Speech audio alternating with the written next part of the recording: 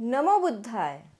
आज आपण एक अतिशय महत्त्वाच्या गाथेवर चर्चा करणार आहोत।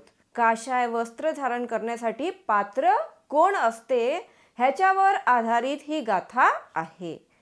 भगवान बुद्धांनी स्वतः सांगितलेले आहे, केवळ कपडे मात्र बदलल्याने कोणीही साधू होत नाही, तर साधू व्हायसाठी आपल्यामध्ये कोणकोणत्या क्वालिटीज लागतात, कोणकोणते गुण लागतात ते सुद्धा आता आपण आजच्या ह्या व्हिडिओमध्ये पुढे बघणार आहोत।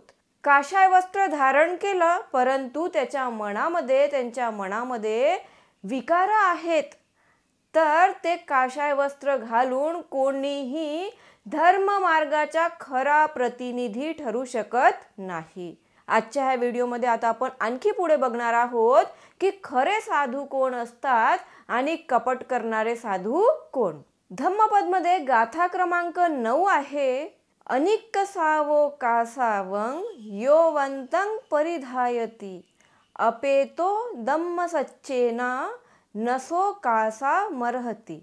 ह्या गाथेचा अर्थ अशा प्रकारे आहे की ज्याच्या मनात विकार आहेत, जो संयम आणि सत्यापासून दूर आहे, ज्याच्या मन विकारांनी भरलेलं आहे, द्वेष, मोह, राग ह्या सगळ्या गोष्टींपासून ज्याच्या मन भरलेलं आहे, जो संयम आणि सत्य पासून दूर आहे, ज्याच्यामध्ये अजिबातही संयम नाही, असंयमी आहे आणि सत्य त्याला माहीत नाही, सत्यापासून खूप लांब आहे, जर का असा मनुष्य काशाय वस्त्र परिधान करतो तर तो त्या वस्त्राचा अधिकारी नाही।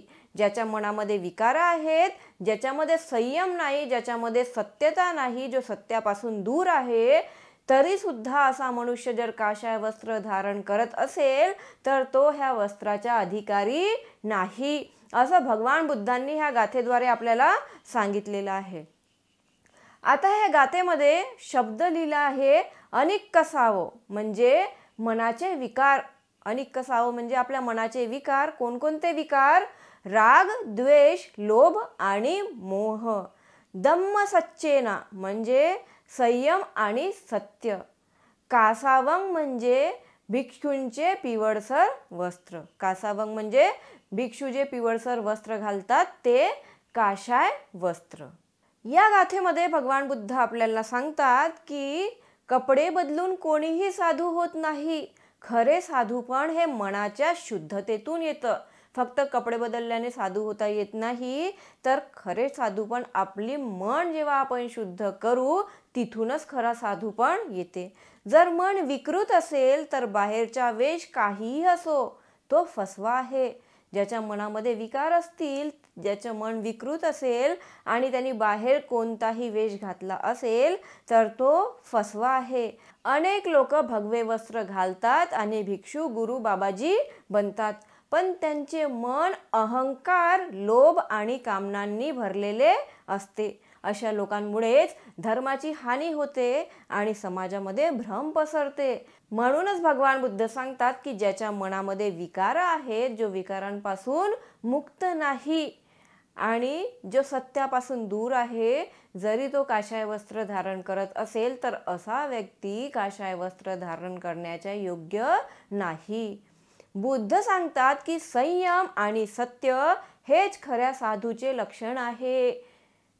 एखाद्या साधूमध्ये संयम आणि सत्य असणे हेच त्याचे खरे लक्षण आहे।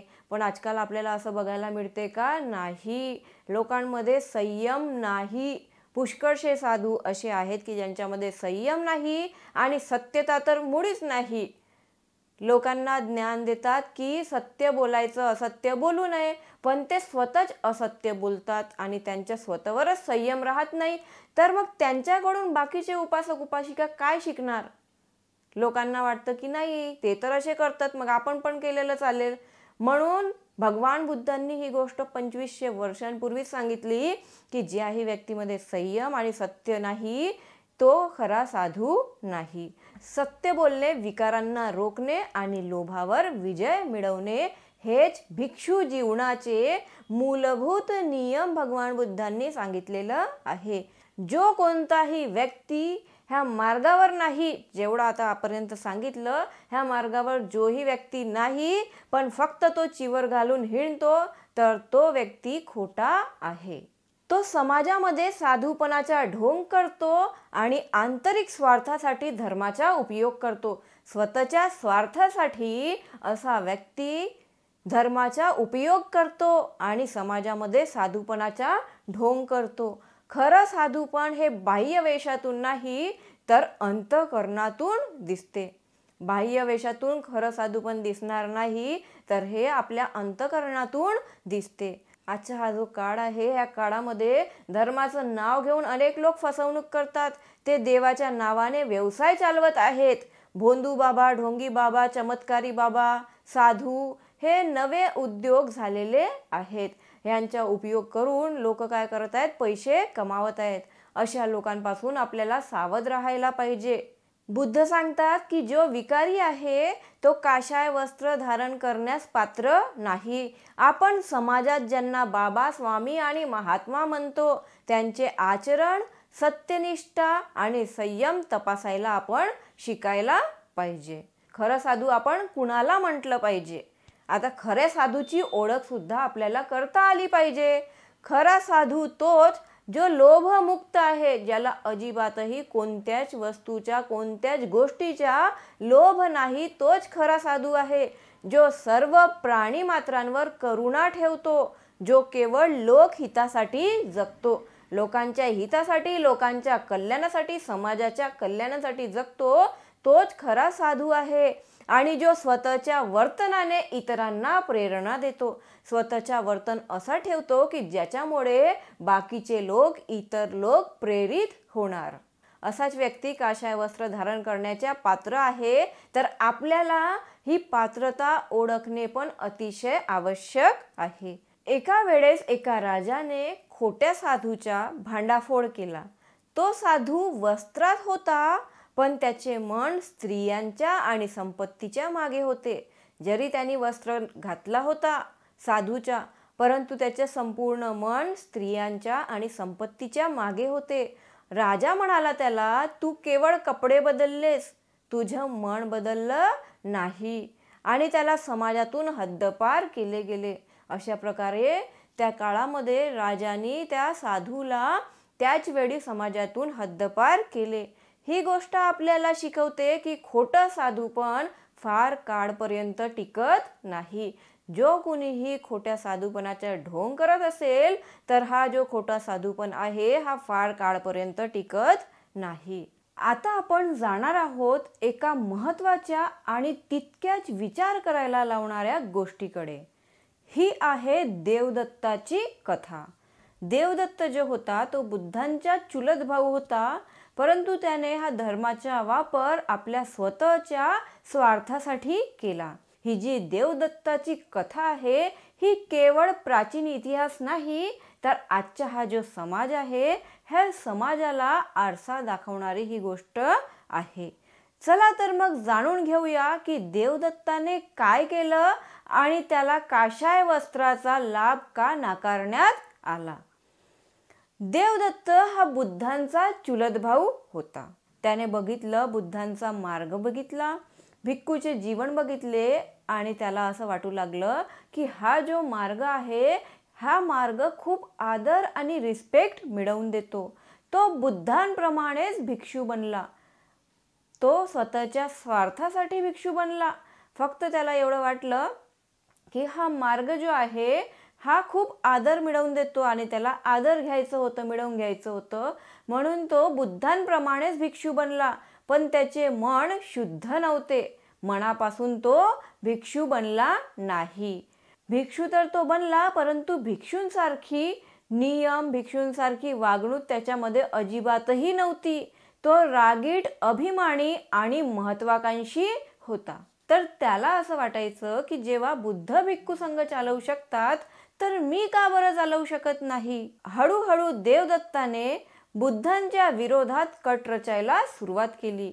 बुद्धांना बाकीच्या भिक्षूंच्या नजरेमधून कसं उतरवता येणार हे प्लॅनिंग तो करू लागला. अशा प्रकारे तो हळूहळू खूप प्लॅनिंग करू लागला की मी स्वतः भिक्षू संघ चालवलं पाहिजे जसे बुद्ध चालवतात. त्यासाठी तो त्याला जशाप्रमाणे वागायचं त्याप्रमाणे तो आपली प्लॅनिंग्स करत होता. त्याने राजकुमार अजातशत्रूला सुद्धा भडकवले. तर देवदत्तची अशी इच्छा होती की बुद्धांना हटवून आपण संघप्रमुख व्हायचं. त्याने स्वतःची एक शाखा सुद्धा सुरू केली. म्हणजे त्याने भिक्षूंचा एक मोठा समूह तयार केला आणि त्या समूहाच्या स्वतःला गुरु घोषित केलं. काशाय वस्त्र परिधान करून तो समाजामध्ये साधू म्हणून वावरत होता. पण त्याच्या मनात राग, द्वेष, लोभ आणि अहंकार भरलेला होता. त्यांनी काशाय वस्त्र परिधान तर केलं होतं, परंतु त्याच्या मनामध्ये राग, द्वेष, लोभ आणि अहंकार भरलेला होता. बुद्धांनी भिक्षूंना स्पष्टपणे सांगितलं, जो संयम, सत्य आणि मनशुद्धता या वाचून काशाय वस्त्र धारण करतो तो त्या वस्त्राचा अधिकारी नाही. असा व्यक्ती ज्याच्यामध्ये संयम, सत्य आणि मनशुद्धता नाही याच्या वाचून जो व्यक्ती काशाय वस्त्र धारण करतो तो त्या वस्त्राचा अजिबातही अधिकारी नाही.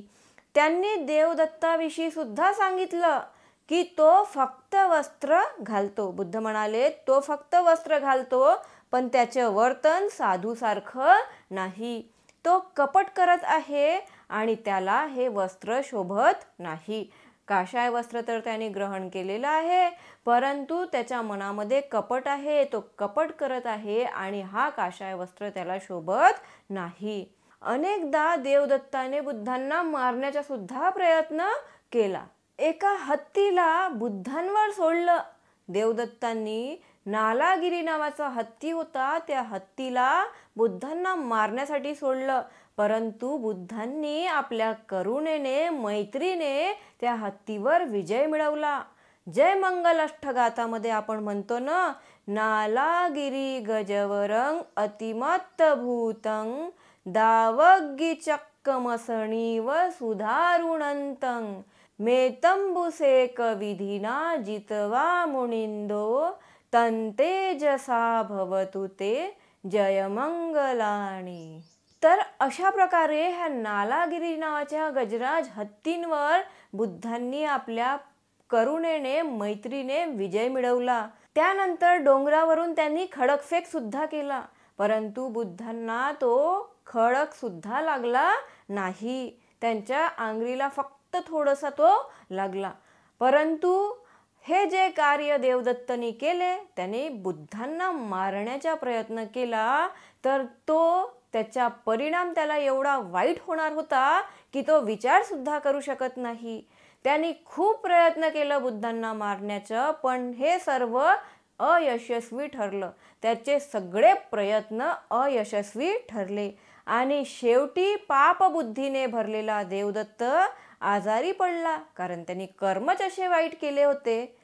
काशाय वस्त्र पण धारण केला, परंतु त्याच्या मनामध्ये कपट होतं, लोभ होतं, द्वेष होतं, राग होतं, संयम नव्हतं, सत्यता नाही जाणली होती त्यांनी, म्हणून तो काशाय वस्त्र धारण करण्याचा अधिकारी सुद्धा नव्हता. तर ह्याचा परिणाम काय झाला की शेवटी पापबुद्धीने भरलेला हा देवदत्त एक दिवस आजारी पडला. न सांगता संघात परतण्याचा प्रयत्न केला, पण त्याचा देह त्याच्या जागेवरून, तो जिथे झोपलेला होता त्या जागेवरून दारातच तुटून गेला. तो बाहेर येऊ शकला नाही आणि अशा प्रकारे मग त्याचा मृत्यू झाला. त्याच्या अधपात त्याच्या कपटी कर्मामुळेच झाला. तर त्याची ही मृत्यू, वाईट परिस्थितीमध्ये मृत्यू कशामुळे झाली? कारण तो कपटी होता आणि त्याचे कर्म वाईट होते, म्हणून त्याच्या कर्मामुळे त्याला अशी मृत्यू आली. गाथा 9 मध्ये भगवान बुद्ध सांगतात की जो संयम आणि सत्याशिवाय काशाय वस्त्र घालतो तो त्याचा अधिकारी नाही. देवदत्ताचा उदाहरण आपल्याला हेच शिकवतं. धर्माचा वेश घेतला तरी, जरी त्याने धर्माचा वेश घेतला तरी जर मन विकारी असेल तर तो खोटं साधू पण आहे. धर्म वस्त्र घालून नाही तर आचरणातून सिद्ध करावा लागतो. धर्म जो आहे तो वस्त्र घालून नाही तर आपल्या आचरणातून सिद्ध करता आलं पाहिजे. देवदत्ताची ही जी कथा आहे ही आपल्याला आजही खूप काही शिकवते. केवळ भगवे वस्त्र घातल्याने कोणी साधू होत नाही. स्वार्थ, कपट आणि अभिमानाने भरलेली व्यक्ती धर्माची बदनामीच करते.